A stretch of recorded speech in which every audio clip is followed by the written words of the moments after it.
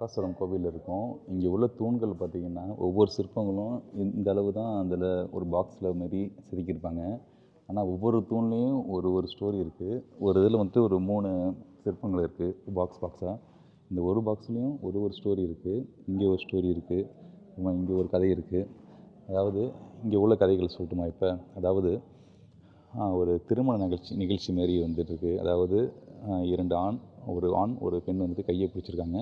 இங்கே வந்துட்டு அந்த பூஜாவில் வந்துட்டு அந்த தண்ணி ஊற்றுற மாதிரி இருக்குது. அதாவது இவங்க வந்துட்டு சிற்பி மாரி இல்லை, ஒரு எப்படி சொல்லணும்னா ஒரு அரசருடைய முனிவர் மாரி இருக்காங்க. ஏன்னா அந்த தலையில் இருக்கிற முனிவர். இங்கே ஒரு 3 முனிவர் இருக்காங்க. இங்கே ஒரு பெண், இங்கே 2 பெண் தோழிகள் அமைந்திருக்காங்க. அவங்க வந்துட்டு ஒரு திருமண நிகழ்ச்சியில் இவங்க வந்துட்டு மந்திரம் சொல்லி அந்த சொம்பில் தண்ணி ஊற்றி அதேமாரி ஒரு ஐதீகமே நடக்குது. கீழே வந்துட்டு அதேமாரி வணங்குறாங்க. அதாவது இங்கே பெண் சிலைகள், இங்கே பெண் சிலைகள். கீழே வந்து சின்ன சின்ன அந்த மோளங்கள், தாளங்கள், முழங்கு வந்துட்டு அவங்க வந்துட்டு இங்கே வாசிக்கிறாங்க. அவங்க பக்கத்தில் நிற்கிறாங்க. இதேமாரி தாங்கி பிடிக்கிறாங்க. இவங்க வந்து பிரார்த்தனை பண்ணுற மாதிரி ஒரு ஸ்டோரி அமைந்திருக்கு. ஒரு திருமண நிகழ்ச்சி மாதிரி ஒரு ஸ்டோரி அமைந்திருக்கு. அதேமாரி ஒவ்வொரு தூண்லேயும் ஒவ்வொரு ஸ்டோரி இருக்குது. நீங்கள் நல்லா கொஞ்சம் மைன்யூட்டாக வந்துட்டு நல்லா ஃபோக்கஸ் பண்ணி பார்த்து வச்சுக்கோங்களேன்.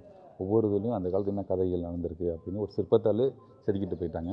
அந்தளவுக்கு ஒரு நுணுக்கமான சோழர் காலத்து நுணுக்கமான சிலைகள் வந்துட்டு நம்மளுக்கு வந்துட்டு தெரியப்படுத்துது. ஒவ்வொரு தூண்கள்லேயும் ஒவ்வொரு ஸ்டோரி இருக்குது. அதை வந்துட்டு பொறுமையாக டீப்பாக நின்று பாருங்கள், கண்டிப்பாக புரியும்.